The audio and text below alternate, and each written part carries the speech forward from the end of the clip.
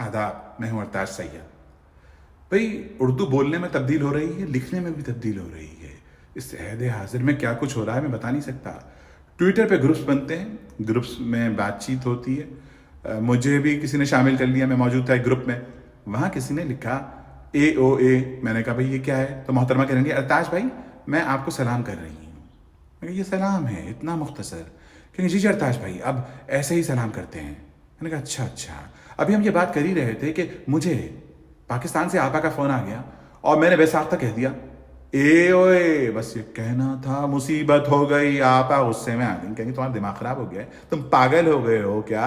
बड़ों से बात करने की तमीज़ ख़त्म हो गई तुम्हें? ये किस किस्म की गुफ्तगू कर रहे हो? ये क्या कह रहे हो मुझे? मैंने कहा नहीं आपा मैं आपको सलाम कह रहा हूँ, आप पर सलामती भेज रहा हूँ। कहेंगे तुम मुझ पर सलामती भेज रहे हो? मैंने कहा जी जी। कहेंगे मैं तुम पर लानत भेज रही हूँ। अब जब तक बात करने की तमीज़ ना हो मुझसे बात मत करना।